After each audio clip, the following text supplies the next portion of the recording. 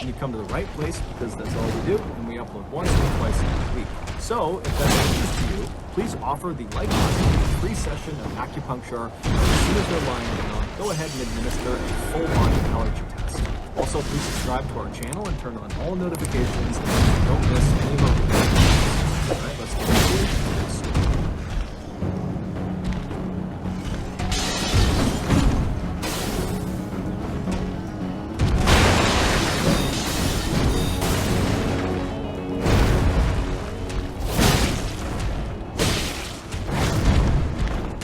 In Nigeria, motorcycle taxi drivers are called okadas, and in Ibadan, which is one of Nigeria's biggest cities, home to 3.5 million people, there are a lot of okadas. However, despite their massive numbers, these Ibadan okadas are actually a fairly tight-knit community made up primarily of young men. And so, in early 2014, when 2 of these okadas were missing, the community immediately found out about it and was really concerned.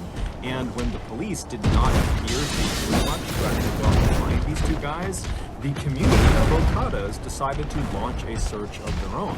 Basically, as they went about their day, driving around the city, dropping cars off, all of these okadas would be going down side streets and looking in back alleys, checking all over the city for their missing members. Despite their best efforts, then, on March 22nd of that year, a third Ibadan okada vanished. He was a young man named Lanre Siku, and unlike the other 2 riders who went missing while they were Lanre went missing while he was working. Lanre was part of a group of okadas within the city who all kind of met up on the same street, and that's where they stayed throughout the course of the day, trying to waive their fares as they came up. And so everyone in that meetup point all knew each other, and so they all knew Lanre. On the day he went missing, they recalled seeing him driving away from this meetup point with 2 passengers on the back of his bike. Now, typically, the rides these okadas would offer to their passengers were very short. They're only driving them just around the city. And so it was very quickly noticed that Lanre had left and after several hours had still not come back yet. When it was noticed by the other okadas, they began talking about it, and someone said, give him a call, make sure he's okay. So they called his cell phone, and Lanre did not pick up. This was highly unusual, not just for Lanre, but amongst the other okadas. They always had their phones customers, and customers could be calling them, and so their cell phone is a vital part of their work. And so his phone is off, they don't really know what to make of it. And then out of nowhere, Lanre actually calls this group of riders. However, he was calling them on his second cell phone. Lanre had a work phone and a personal phone. He was calling them on his personal phone. So when this other okada answered the phone and heard Lanre's voice, he put the phone on speaker so the others who were concerned could hear what was going on. And what they heard was Lanre, totally hysterical, screaming into the phone that he needed help. He said that he and 8 other people he was with, who he didn't even know, had been kidnapped. And their kidnappers had brought them to this underground prison cell. They couldn't see anything, but they could hear people walking above them. Lanre also explained that when they had been kidnapped, the captors had taken all of their belongings, but they hadn't recognized that Lanre had the secondary cell phone, which is why he was calling them. And so in between Lanre's frantic descriptions of what was going on and what happened to him, these okadas that received this call, they can hear in the background these other 8 people that are with Lanre in this underground cell screaming out as loud as they can, probably to get the attention of someone, anyone who was above ground who might be able to come down and save them. And so these okada riders, Lanre, they're horrified. And they're trying to calm him down so he can explain where he is so they can go find him. And finally, Lanre, he does compose himself, and he gives them really specific directions to this footpath that led into the Soka Forest. The Soka Forest was a very dense stretch of wilderness right on the outskirts of Ibadan. Lanre would tell them that he had no idea where specifically in the Soka Forest he was. However, he said, just keep walking on that path. Eventually, you'll hear us calling out from underground, and you can come and save us. And so as the riders turned on their bikes and got ready to head out and go rescue their friend, they told Lanre to stay on the line. Let us keep talking to you until we find you. But as they're telling him that, his phone abruptly cuts out, and they tried calling him back, his phone was off. About 40 Okadas from Lanre's meetup spot took off together and sped down city streets until they hit this major highway that would take them out of the city. And then once they were out of the city, they went to this other road that brought them right towards the Soka forest.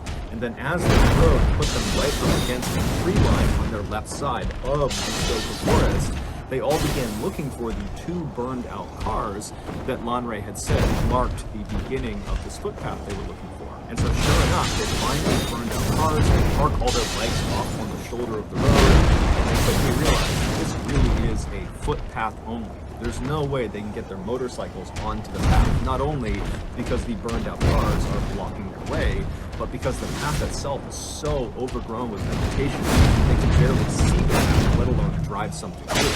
So the men leave their bikes by the side of the road, and then unarmed, they walk past the burned out cars onto this path, and then because it was so narrow, they had to walk more or less in a single file line into the Soka forest. And so as these men are basically marching into the woods, they're not making any sound, because again, they're trying to listen to the sound of their friend and the other people that are taken captive somewhere underground.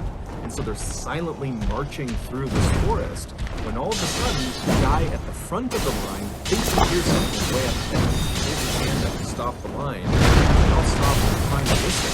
And then all of a sudden, about 50 feet ahead of them through the trees, this man they didn't recognize suddenly jumped out of the ground, yelled something at them, and then he raised his gun and began firing in their direction. The 40 Okadas turn around, sprint back down the path, right back out to the road. They hop on their bikes and peel back out towards the city.